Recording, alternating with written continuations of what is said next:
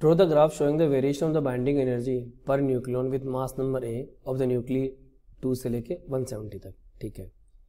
Use this graph to explain the release of energy in the nuclear fission. अब देखो nuclear fission और fusion का तो क्या आंसर देना मैंने आपको सिखा रखा है क्लास में.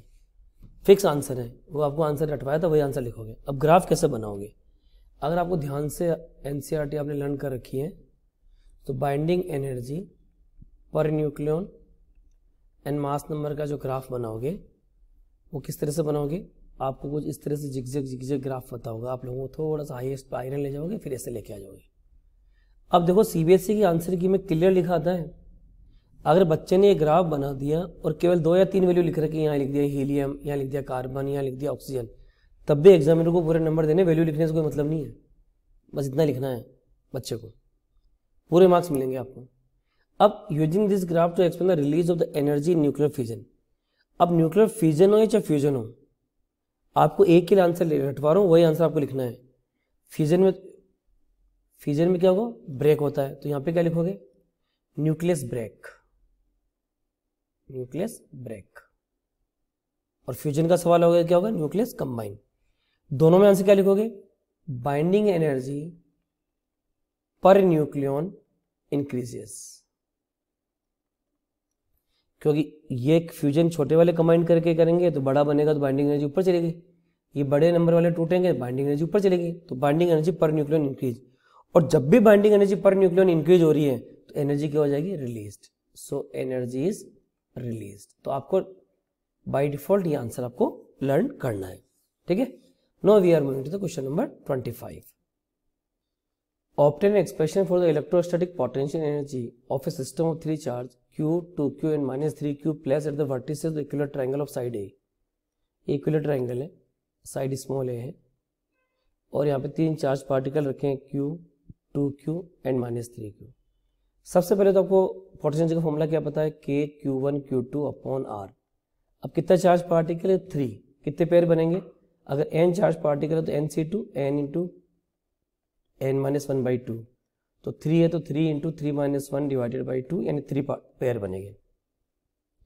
पहला पेयर इन दोनों का ले लेता हूँ मैं, K Q1 Q2 यानी 2Q square upon A plus दूसरा इन दोनों का ले लेते हैं तो माइनस ही आएगा, ये तो मल्टीप्लाई करो minus K 3 2 6 Q square upon A. तीसरा बच्चों को ले लो, ये भी माइनस ही आएगा, minus K Q1 Q2 upon A. ठीक है. अब आप इसको सोल्व कर लो. तो जब इसको सोल्व करोगे तो देखो K Q square upon A तो बाहर आ गया, अंदर क्या बच गया?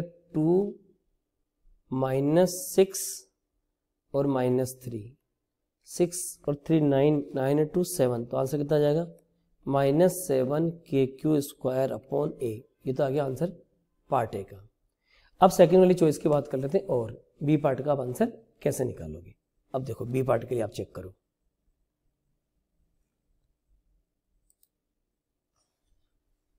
अलग कलर लेते हैं बी पार्ट के लिए. देखो, two small conducting ball A and B of radius R1 and R2. 2 ball है ए और बी, इसकी रेडियस है R1 और बी की रेडियस है R2. Have charge Q1 Q2 respectively. इस कंडक्टिंग बॉल पे चार्ज है Q1, इस पे चार्ज है Q2. अब कंडक्टिंग बॉल तो जो भी चार्ज होगा आउटर सरफेस पे होगा, ये लॉजिक तो पता है आपको. They are connected by the wire. दोनों को वायर से टच कर दिया तो आपको पता है पोटेंशियल दोनों का सेम हो जाएगा. ठीक है. Obtain the expression for the charge on A equilibrium यानी फाइनल चार्ज. इस पे चार्ज फाइनल मान लो Q1 डैश है, इस पे मान लो Q2 डैश है. ठीक है. तो फाइनली वोल्टेज सेम हो जाएगा, V1 इक्वल टू V2. तो K Q1 dash upon R1 equal to K Q2 dash upon R2. तो Q1 dash upon Q2 dash equal to Q2 dash यानी R1 upon R2. Okay. Q1 dash into R2. Okay. अब initially charge कितना था दोनों में मिला के Q1 plus Q2.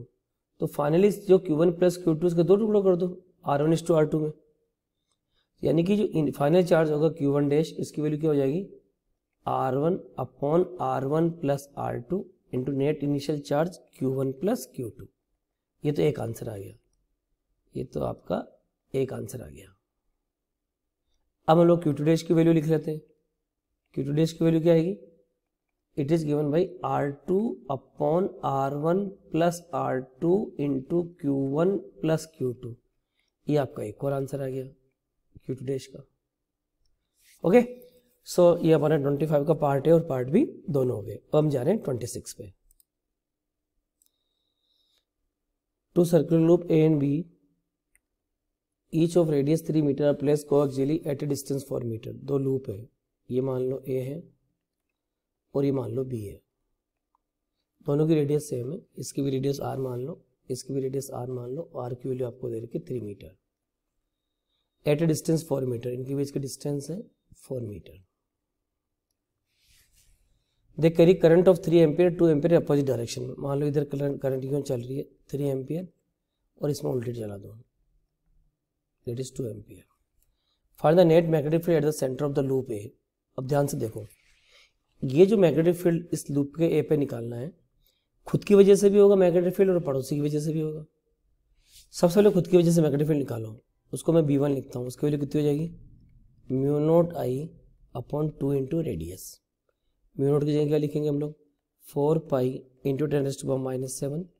Current is 3 ampere and 2 into radius r is given to 3 like this. तो 3 से 3 कैंसिल हो गया, तो ये डायरेक्ट वैल्यू आ गई आपकी 2 पाई इंटू 10⁻⁻⁷। पाई की जगह 3.14, तो 6.28 into 10⁻⁻⁷ Tesla.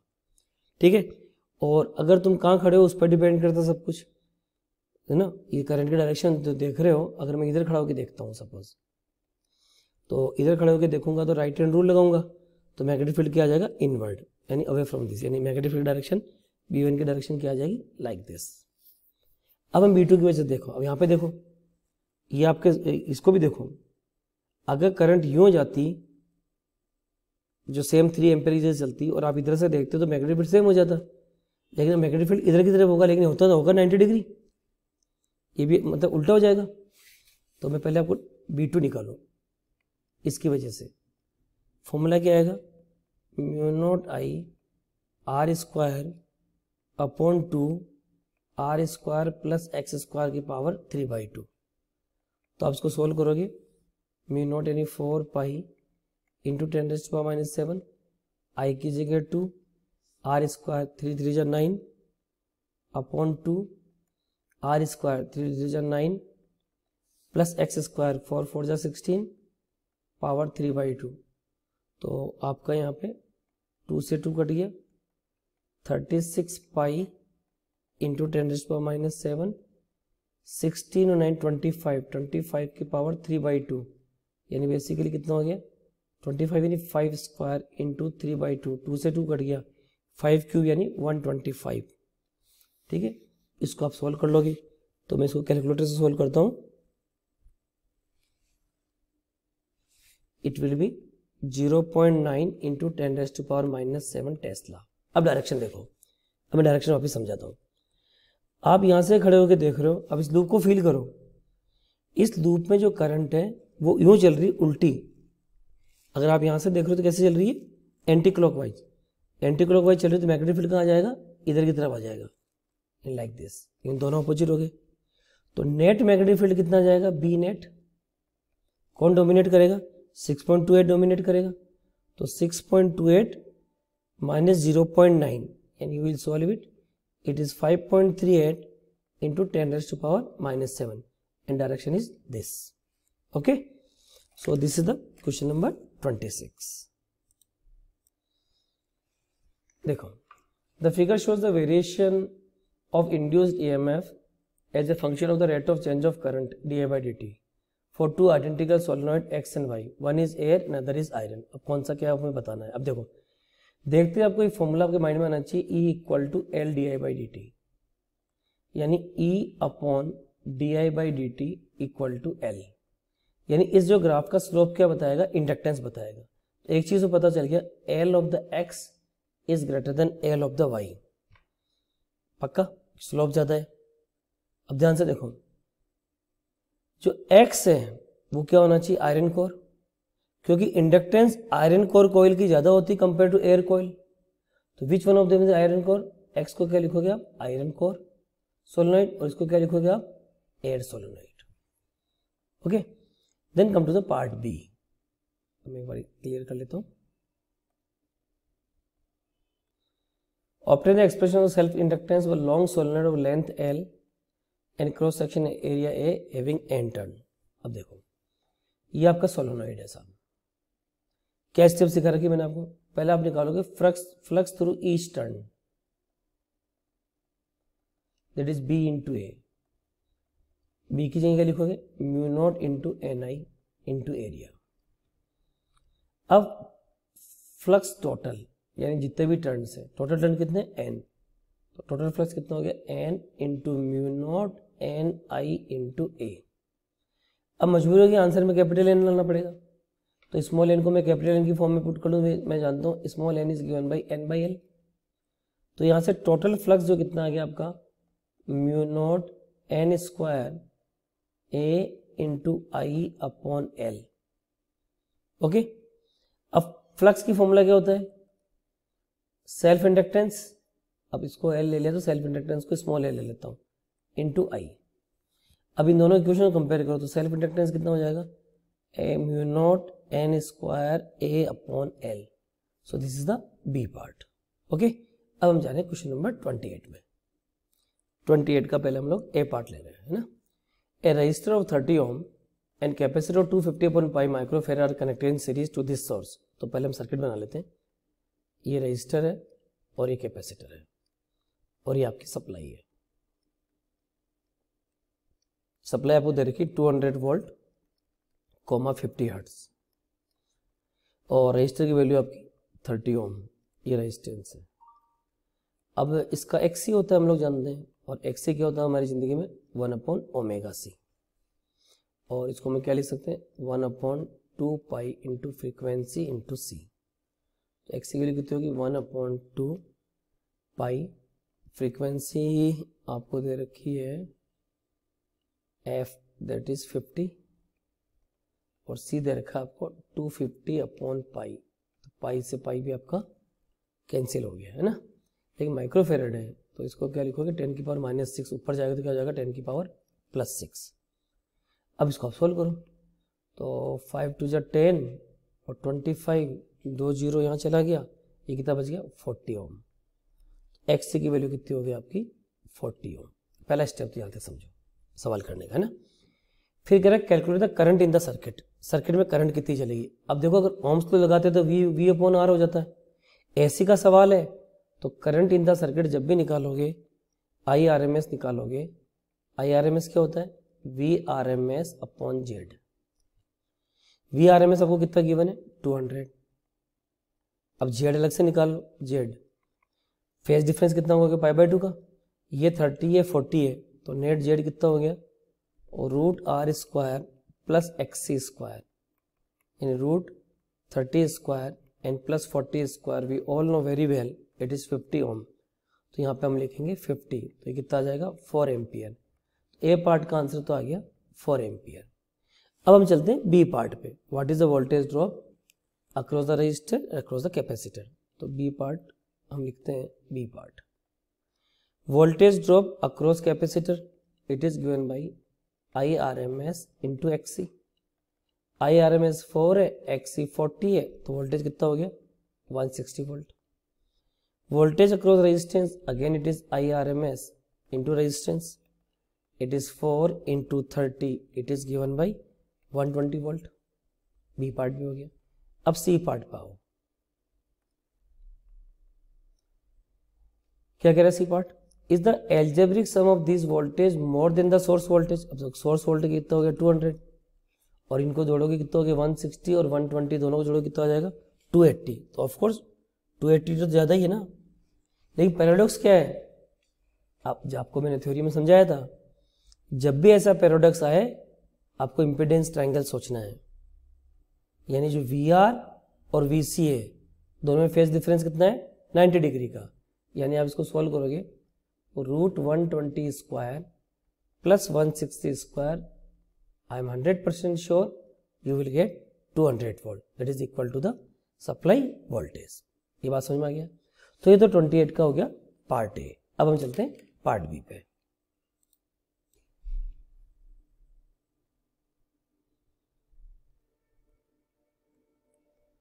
A series LCR circuit with resistance, LCR circuit है तो ये आपका L हो गया, ये C हो गया और ये R हो गया।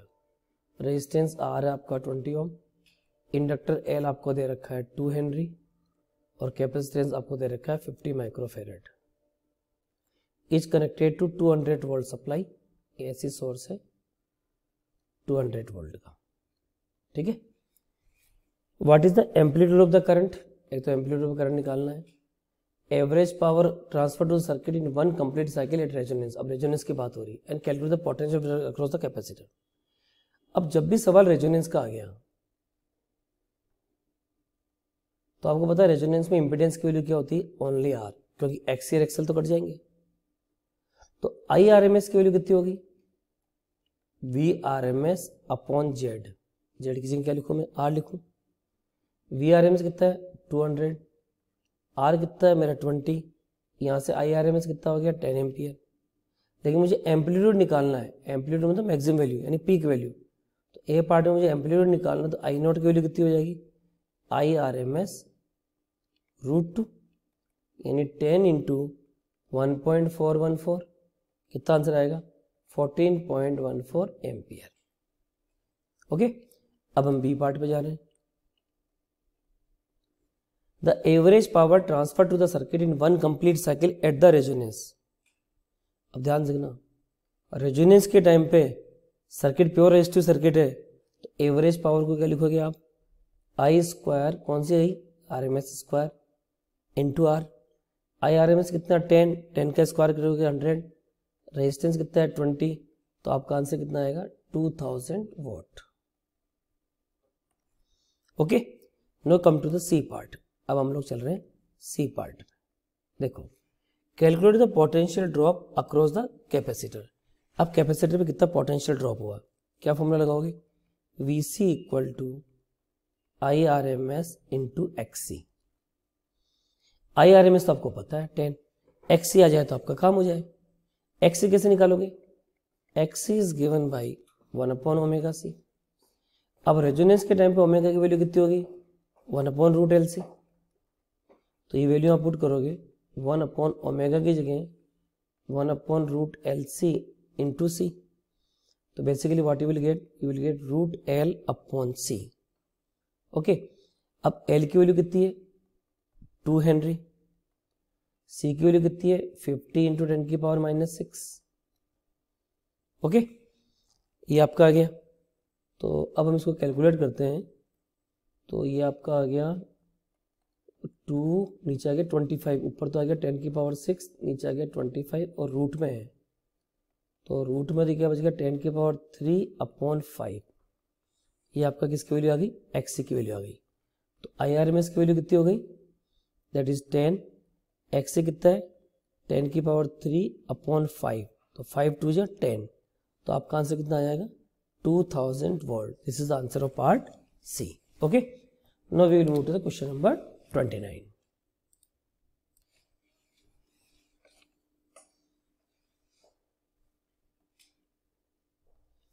In diffraction due to single slit, the phase difference between the light wave reaching a point on the screen is 5 pi। हम जानते हैं सिंगल स्लिट का एक्सपोनेंट यही होता है, ये कोई पॉइंट है P, यहाँ पे 2 वेव जा रही है और हमें दे रखा है phase difference delta phi is given by 5 pi, whether a bright और dark fringe will you obtain. अब सारा खेल पाथ डिफरेंस का है। वी ऑल नो अगर पाथ डिफरेंस है n लैम्बडा, तो इंटरफेरेंस में तो ब्राइट फ्रिंज बनती है, लेकिन इन डिफ्रैक्शन में क्या बनती है, डार्क फ्रिंज। अगर पाथ डिफरेंस है 2n+1 λ/2, इंटरफेरेंस में डार्क होता है, डिफ्रैक्शन में क्या होता है, ब्राइट। तो सबसे पहले तो हम लोग डेल्टा एक्स की वैल्यू निकाल लो। We know delta phi is given by 2 pi by lambda into delta x, तो 5 pi equal 2 pi by lambda into delta x. तो डेल्टा एक्स की वैल्यू कितनी होगी यहाँ पे 5 λ/2, इंटीग्रल मल्टीपल हो गया इसका 2n+1 λ/2। तो पक्का है फर्स्ट पार्ट का आंसर क्या आएगा, bright fringe will be obtained. Okay, अब हम जा रहे हैं पार्ट 2 पे। अब पार्ट 2 को समझो आप लोग। देखो, what should the width a of each slit be to obtain 8 maximum. इस स्लिट की विड्थ कितनी है A, वो निकालनी है आपको। टू ऑब्टेन 8 मैक्सिमम, तो 2 double slit pattern, slit separation D, double slit का एक्सपेरिमेंट है ये डिस्टेंस है आपको स्मॉल डी और ये स्क्रीन है ना। सिंगल स्लिट यानी कि ये जो सिंगल स्लिट का जो सेंट्रल मैक्सिमा है, अब मैं सिंगल स्लिट का सेंट्रल मैक्सिमा थोड़ा मैं अलग कलर से बना देता हूँ जो आप लोगों को फील हो जाएगा। सपोज ये मैक्सिमा बन रहा है, इस मैक्सिमा में क्या आना चाहिए, 8 फ्रिंज विड्थ कौन से आनी चाहिए, obtain 8 maxima of the 2 double slit, ये आपका आना चाहिए। ठीक है साहब। अब सबसे पहले देखो आप, ये वाला जो एंगल है कितना बनता है, ये पोजीशन हो गई फर्स्ट मिनिमा, है ना। थोड़ा मैं एक बार जगह कर लेता हूँ यहाँ पे, बेटर रहेगा। देखो वापस ध्यान से, ये आपका सिंगल स्लिट प्रैक्टिकल है, ये स्क्रीन है और ये डिफ्रैक्शन पैटर्न है, ये फर्स्ट मिनिमा है, this is the first minima. Similarly this is first minima. Okay, we all know very well, अगर ये एंगल थीटा है और ये आपको स्लिट विड्थ ए दे रखी है, तो we all know very well minima के लिए, फर्स्ट मिनिमा के लिए a sine theta equal to lambda, तो sine theta is given by lambda by a, तो theta is given by lambda by a, और दोनों से थीटा थीटा 2 थीटा, तो टोटल एंगल जो 2 थीटा बन गया उसकी वैल्यू कितनी होगी 2 लेमड़ा बाई ए। और इसमें क्या जाना चाहिए आपके 8 मैक्सिमा आना चाहिए YDSC वाले। अब YDSC में जब मैक्सिमा हो चाहे मिनिमा हो, उनकी डिस्टेंस, उनकी विड्थ कितनी होती है, लेमड़ा बड़ा डी बाई छोटा डी। ये बात पता चल गया। यानी यहां से यहां तक की जो डिस्टेंस है, ये डिस्टेंस, ये पूरी डिस्टेंस मुझे कितनी दे रखी है 8 लेमड़ा बड़ा डी बाई छोटा d, and this must be, अब डिफ्रैक्शन में डिस्टेंस कितनी हो जाएगी 2 theta equal to arc upon radius, तो मैं लिखूंगा 2 theta equal to arc upon radius, ये मेरी आर्क है पूरी।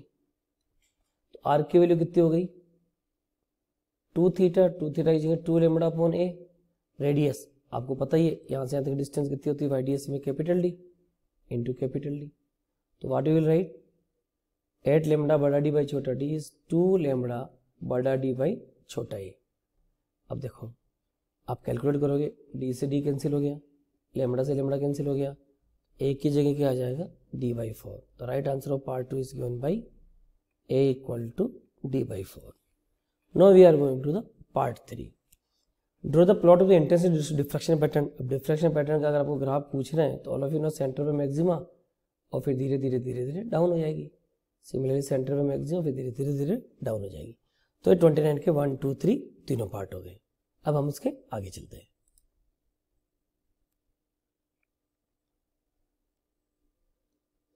इन YDSC SS2 minus SS1 equal lambda by 4, यानी ऑलरेडी पहले पाथ डिफरेंस क्रिएट हो गया लेमड़ा बाई 4 का, है ना। Where S1 S2 are the two slit as shown in the figure, find the path difference S2P minus S1P for constructive and destructive interference at P। अब ध्यान से देखो, basically already path difference create हो गया, ये बात आपको feel हो ही रही होगी। तो एग्जैक्टली जो पाथ डिफरेंस डेल्टा एक्स जो क्रिएट हो रहा है वो कितना क्रिएट हो रहा है, और नया ऑलरेडी पाथ डिफरेंस कितना था lambda by 4 plus S2P minus S1P। Okay, अब कंस्ट्रक्टिव इंटरफेरेंस का सवाल आएगा तो डेल्टा एक्स के क्या भरोगे आप n lambda equal to lambda by 4 plus S2P minus S1P। तो आपको निकालना है S2P माइनस S1P, ये कितना हो जाएगा n lambda minus lambda by 4, तो कॉमन ले लोगे लेमड़ा, ये क्या बच गया एन माइनस 1 बाई 4। ये तो किसका आंसर आ गया कंस्ट्रक्टिव का। अब डिस्ट्रक्टिव का मतलब डेल्टा एक्स, अब मैंने आपको लर्न करा रखा है। इंटरफेरेंस का सवाल आया तो क्या लिखोगे 2n माइनस 1 लेमड़ा बाई 2, और डिफ्रैक्शन का आया तो क्या करोगे 2n plus 1 lambda by 2 equal to lambda by 4 plus S2P minus S1P। इसको भी आप सोल्व करोगे, तो इसको आप सोल्व करोगे तो S2P minus S1P is 2n -1, देखो ब्रैकेट खोल लो, 2n lambda by 2 minus lambda by 2 minus lambda by 4 -3 lambda by 4 -3 lambda by 4 है ना। तो बेसिकली कितना हो गया है, अगर मैं लैम्डा बाई 4 कॉमन ले लूँ तो अंदर कितना बच गया, 4n - 3। तो this is the answer of destructive interference and this is the answer for constructive interference. ठीक है, अब इसका एक पार्ट और है, वो भी हम देख लेते हैं। What is the effect of the interference fringe in YDAC if the monochromatic source is replaced by the source of the white light। अब देखो white light है, तो आपको पता ही है ये YDAC है, S1 और S2। सेंटर पे तो ब्राइट बनना है, चाहे मोनोक्रोमेटिक हो चाहे पॉलीक्रोमेटिक हो। व्हाइट लाइट का मतलब पॉलीक्रोमेटिक कॉम्बिनेशन विद ग्योन। लेकिन जैसे जैसे ऊपर जाओगे कलर्स आना स्टार्ट हो जाएंगे, नीचे जाओगे कलर्स आना स्टार्ट हो जाएंगे। So if monochromatic source is replaced by the white light, centre तो हमेशा क्या बनेगा, ब्राइट। लेकिन सेंटर से ऊपर जाओगे चाहे नीचे जाओगे, colour fringe will be obtained. This is the answer of part 2।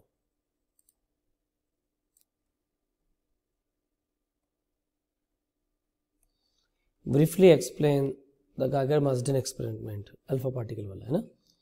देखो रेडियोएक्टिव सोर्स से अल्फा पार्टिकल निकलते हैं, थिन गोल्ड फॉइल से निकलते हैं, उसके बाद सामने एक स्क्रीन पे जाके गिरते हैं। और आपको पता है जो अल्फा पार्टिकल स्कैटर्ड हो रहे हैं उसको आप रोटेबल डिटेक्टर से आप डिटेक्ट करते हो। और यहाँ पे एक जिंक सल्फाइड की स्क्रीन होती है जिस पर सेंटिलेशन होता है और कलर दिखते हैं। So the scattered alpha particle they strike on the screen and produce the bright flashes, और उसको आप क्या कहते हो, सेंटिलेशन। ये तो इसका ब्रीफली एक्सपेरिमेंट हो गया, उन्होंने आपका क्या एक्सपेरिमेंट किया था। फिर ये कह रहा है कि show the variation of the number of particle scattered with the scatter angle theta. NCERT वाला ग्राफ बनाना है, नंबर ऑफ पार्टिकल और थीटा। आपको पता है ग्राफ कुछ इस तरह से आता है, ठीक है। अच्छा, इसमें आप डायग्राम पूरा भी बना सकते हो, एक्सप्लेनेशन सिंपल लैंग्वेज में दे सकते हो, दोनों ऑप्शन सही है। What is the main conclusion that can be informed from this plot. अब इस प्लॉट से मेन कंक्लूजन क्या निकाला है आपको पता है। सिंपली अब you will say the existence of positively charge nucleus inside an atom and provide an upper limit to the size of the nucleus. ठीक है, इसीलिए तो बताया कि जो एटम है उसके सेंटर पे क्या होता है, nucleus. So this is the important conclusion. So this is question number 30। अब हम जा रहे हैं 31 पे। 31 का पार्ट है define mobility of the electron. Mobility की डेफिनेशन क्या लिखोगे, mobility is given by drift velocity per unit electric field. Right the ऐसा यूनिट। ड्रिफ्ट वेलोसिटी को क्या लिखोगे, मीटर पर सेकेंड। इलेक्ट्रिक फील्ड क्या होता है, V/d। V क्या होता है, वोल्ट। D क्या होता है, मीटर, तो इसको लिखोगे वोल्ट पर मीटर। तो यूनिट क्या होगी, मीटर स्क्वायर पर सेकेंड, और यहाँ पे क्या आ जाएगा, वोल्ट। तो ये तो हो गया पार्ट 1। ओके, अब हम जा रहे हैं पार्ट 2 में।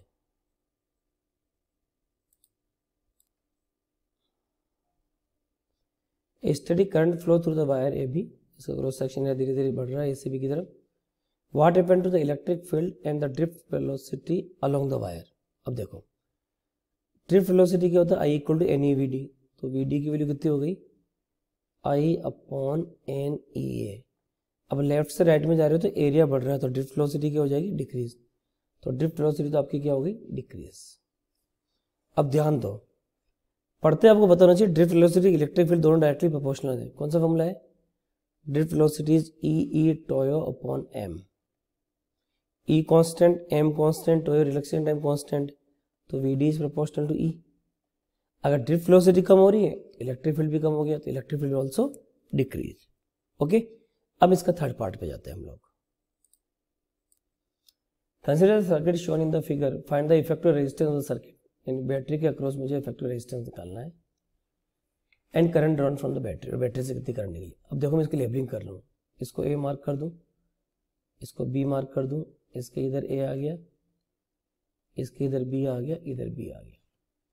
तो AB के अक्रॉस देखो ये 10 और 14 ये सीरीज में हो गए, ये 10 और 10 20 ये सीरीज में हो गए, और फिर 30 यानी ए बी के अक्रॉस 3 रेजिस्टेंस पैरेलल में, तो नेट रेजिस्टेंस 1/r कितना हो गया 1/30 1/20 प्लस 1/24। तो मैं इसका एलसीएम ले लेता हूँ, एलसीएम आ गया मेरे 120, 34 जा 26 जा एंड 5 जा, आर की वैल्यू कितनी आ गई 120/15, आर कितना आ गया मेरा 8 ओम। ओके, तो इफेक्टिव रेजिस्टेंस सर्किट कितना आ गया मेरा 8 ओम। एक आंसर तो अपना 8 ओम निकल गया। अब आपको निकालना करंट, आई कितना होता है V/R, तो 6/8, आंसर कितना आ जाएगा 3/4 एम्पियर। तो बी पार्ट का आंसर कितना आ गया 3/4 एम्पियर। ठीक है, अब हम इसका सेकंड चॉइस देख लेते हैं।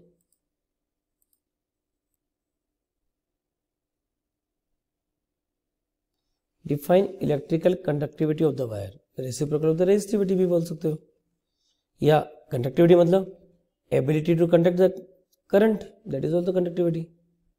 Give its SI unit. अब देखो रेजिस्टिविटी का उल्टा है, ये आपको पता है, तो पहले रेजिस्टिविटी की यूनिट सोचो, R इक्वल टू ρl/A, तो rho equal to RA/L, R तो हो गया ओम, एरिया हो गया मीटर स्क्वायर अपॉन मीटर, तो रेजिस्टिविटी यूनिट की पूछो तो क्या लिखोगे ओम मीटर। तो इसका आंसर क्या लिखोगे, उल्टा कर लो, पर ओम पर मीटर, इसमें भी आपको पूरे नंबर मिल जाएंगे, और पर ओम को साइमन कहते हो वो भी लिख देना, तो आपकी इच्छा जो आप कर सकते हो, है ना। अब हम जा रहे हैं सेकंड पार्ट पे।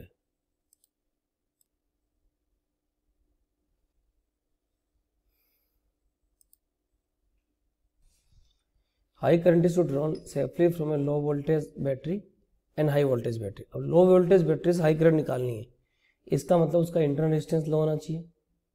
यहाँ पे तो क्या लिखोगे, internal resistance should be low, और हाई वोल्टेज से हाई करंट निकालनी है तो इंटरनल रेजिस्टेंस हाई होना चाहिए, internal resistance should be high, R should be high.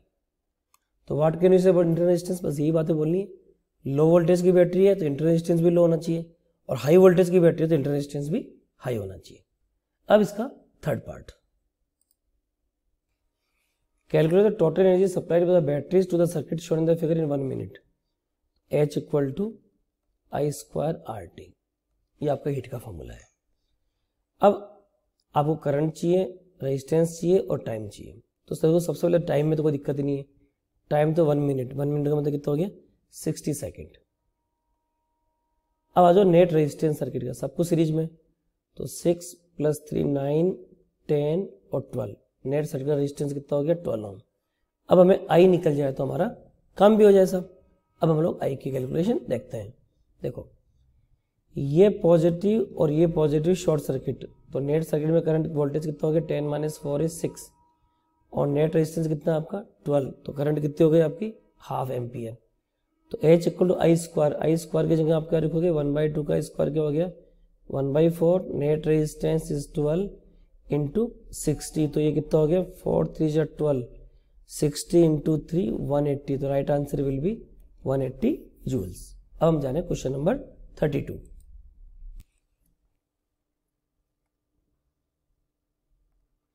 Draw a ray diagram to show how the final image is form at the infinity in astronomical telescope.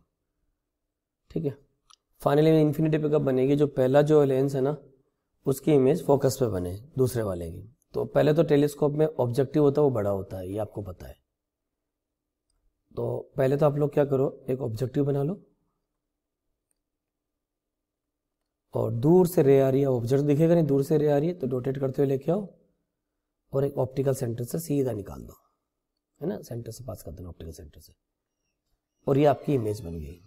ठीक है, अब जो ये इमेज बनी ना, ये जो दूसरा लेंस है इसको आप लोग बोलते हो आईपीएस, ये आपका है आईपीएस, ये इमेज इसके फोकस पे है, इसको आप क्या बोलोगे FE, और ये डिस्टेंस आप लोग क्या बोलते हो FO। तो अल्टीमेटली जो इसके फोकस पे है तो फाइनल इमेज कहाँ बनेगी इनफाइनाइट पे, एक पैरेलल लाइन ऐसे खींच दो और एक पैरेलल लाइन ऐसे खींच दो। ठीक है, आपको ये डायग्राम बनाना है। अब इंपॉर्टेंट क्या है, बच्चों से गलती क्या होती है, एरो लगाना भूल जाते हैं और एरो लगाने के 1 मार्क कट जाते हैं। आप लोगों को एरो जरूर बनाना है, ये जरूर सभी लोग ध्यान रखें। ठीक है, and obtain expression for is magnifying power. अब इसका मैग्नीफाइंग पावर का आपको एक्सप्रेशन निकालना है। तो मैग्नीफाइंग पावर क्या हो जाएगी, F O by F E. ठीक है, अब इस डेरिवेशन कैसे करोगे, वही tan beta by tan alpha. तो मैं इसको ले लेता हूँ, ये इमेज एंगल हो गया बीटा, ये एंगल हो गया आपका अल्फा। तो magnifying power is given by tan beta upon tan alpha. इसको मैं कुछ भी नाम कर लेता हूँ, आई पी एस, इसको ई कर लो, इसको ओ कर लो, इसको कर लो ए डैश, इसको कर लो बी डैश। तो टेन बीटा को क्या लिखोगे आप, A dash B dash upon E A dash. Ten alpha को क्या लिखोगे, A dash B dash upon O A dash. A dash B dash से A dash B dash cut गया, तो क्या बच गया आपका O A dash upon E A dash. O A dash को आप क्या लिखोगे, F O, E A dash को क्या लिखोगे, एफ ई। तो आंसर क्या आ गया, F O upon F E. ठीक है, अब हम इसका सेकंड पार्ट देखते हैं। Two thin lens L1 L2, L1 with the convex lens of focal length 24 cm and L2 concave lens of focal length 18 cm placed coaxially at a separation this। तो diagram बना लो।